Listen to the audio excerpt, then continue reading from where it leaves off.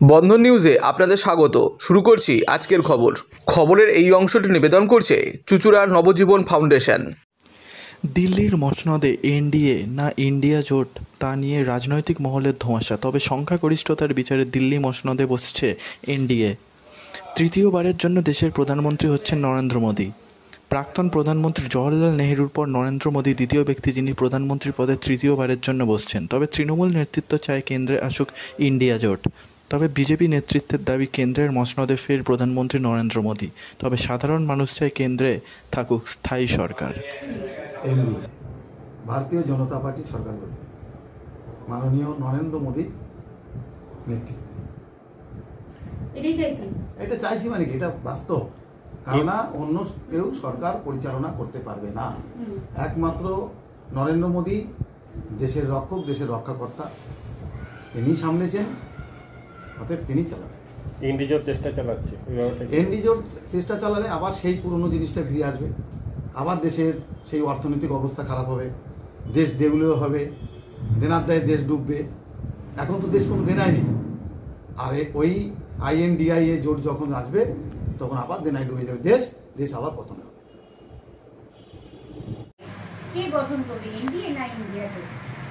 দেখুন, ওটা এখনো ধোঁয়াশা, কেননা এনডিএ তো ওরা মেজরিটি পায়নি, একক সংখ্যাগরিষ্ঠ হয়নি। তা যেহেতু ওই কাকে ডাকবে রাষ্ট্রপতি, কিন্তু সেখানে প্রমাণ করতে হবে ফ্লোরে। এখন আমরা মমতা বন্দ্যোপাধ্যায় এবং তার সেনাপতি অভিষেক বন্দ্যোপাধ্যায় যেভাবে স্ট্যান্ড নেবেন তার উপরে আগামী দিনে কে সরকার করবে এবং কে সরকার চালাতে পারবে এটা নির্ভর করবে। কেন মমতা বন্দ্যোপাধ্যায়কে যেভাবে হেনস্থা করা হয়েছে, নানাভাবে অপদস্থ করা হয়েছে, এখানকার টাকা পয়সা আটকে রাখা হয়েছে, এখানকার বাড়ির টাকা আটকে রাখা হয়েছে, এবং যেসব পঞ্চবার্ষিক পরিকল্পনা তো ওরা তুলেই দিয়েছে, রাজ্যগুলোকে যে পরিকল্পনার টাকা দিতে হয় সেটা বন্ধ করে দিয়েছে, এবং উন্নয়নের টাকা এখান থেকে সব টাকা নিয়ে যাচ্ছে, সেই টাকা সমস্ত ভাগ পশ্চিমবঙ্গকে দেওয়া হচ্ছে না। প্লাস এখান থেকে রেল বেচে দেওয়া হচ্ছে, এয়ারপোর্ট বেচে দেওয়া হচ্ছে, বিভিন্ন যেসব জাতীয়করণ ছিল যেসব সরকার ব্যাংকগুলো সেগুলো বিক্রি করে দেওয়া হচ্ছে। একটা ভয়ঙ্কর সংকট তৈরি হয়েছে দেশে। এ ব্যাপারে মমতা ব্যানার্জি একটা গুরুত্বপূর্ণ ভূমিকা নেবে। আগামী কেন্দ্রীয় সরকারে তিনি পক্ষে থাক বিপক্ষে থাক কীভাবে পরিচালিত হবে তার পথ নির্দেশক করবেন উনি, এবং উনি যেভাবে উন্নয়নের কাজ সারা পশ্চিমবঙ্গে করেছেন ওদের দেখে শেখা উচিত। কেন্দ্রীয় সরকারেরও উচিত সেটা দেখে শিখে মানুষের জন্য, মানুষের উন্নয়নের জন্য পরিকল্পনা তৈরি করা। ইন্ডিয়া জোট না ইন্ডিয়া জোট কাকে চাইছেন? কোনো জোটই ভালো না, গরিবের কেউ উপকার করবে না। গরিব গরিব থাকবে আর বড় লোক থাকবে। কাউকে তো সরকারে আসতেই হবে। কাকে চাইছি? হ্যাঁ, কাউকে তো একজন সরকারে আসতেই হবে। আমার তো ছিল বিজেপি সরকার আসবে, তার মানে এনডিএ তো বিজেপি সরকার তো হলো না। হ্যাঁ হবে, এনডিএ জোট তো আসছে ক্ষমতা, আসুক, ওটাই চাই। মাদকাসক্ত যুবকদের জীবনের মূল স্রোতে ফিরিয়ে আনছে চুঁচুড়া নবজীবন ফাউন্ডেশন। আজ থেকে 7 বছর আগে পথ চলা শুরু হয়েছিল এই সংস্থার। হুগলি জেলা থেকে শুরু হয়েছিল নবজীবন ফাউন্ডেশনের কাজ। আজ গোটা উত্তর পূর্ব ভারতে ছড়িয়ে পড়েছে তার ব্যাপ্তি। জেলা ও রাজ্যের হাজার হাজার মাদকাসক্ত যুবকদের মানসিক ও শারীরিক চিকিৎসার মধ্যে দিয়ে সুস্থ জীবনের পথে ফিরিয়ে আনছে নবজীবন ফাউন্ডেশন। কী করে এই সংস্থাকে তিল তিল করে গড়ে তুলছেন বন্ধন নিউজ এর ক্যামেরার সামনে, সে কথা বললেন সংস্থার কর্ণধার চন্দন দাস। দেখি ওটার মধ্যে কি আছে, বা পাড়ার বড় দাদারা করছে, আমিও একটুখানি করি, ফিলিংসটা কি সেটা দেখতে যাই।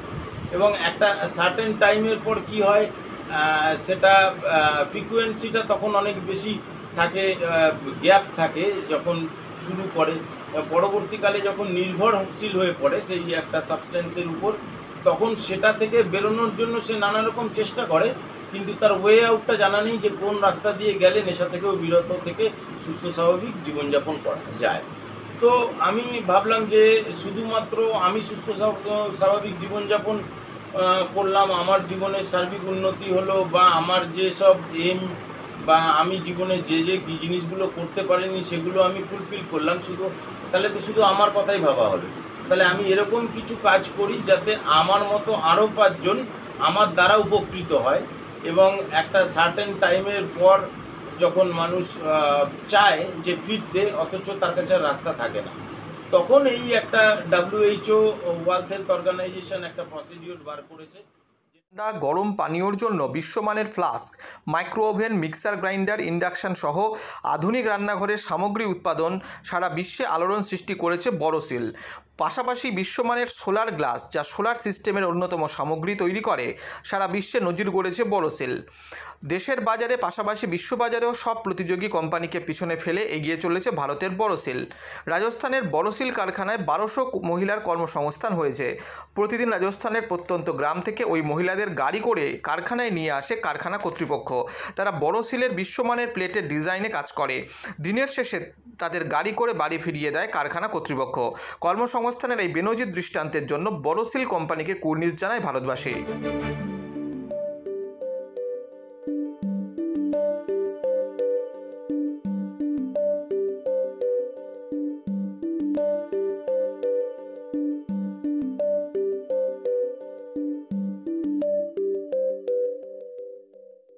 At Borosil, our products touch our customers' lives in many ways.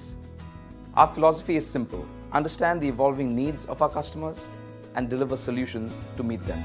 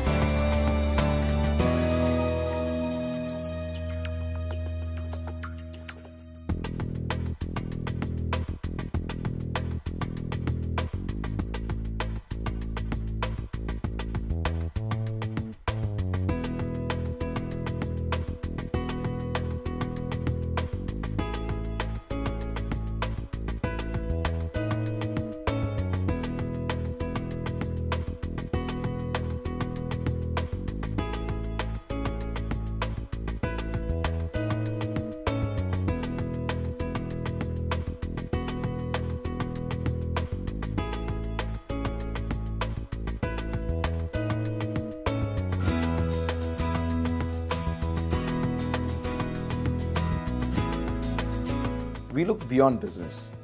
We promote green energy as well as provide healthcare and education for the underprivileged. In fact, this has been our heritage at Borosil.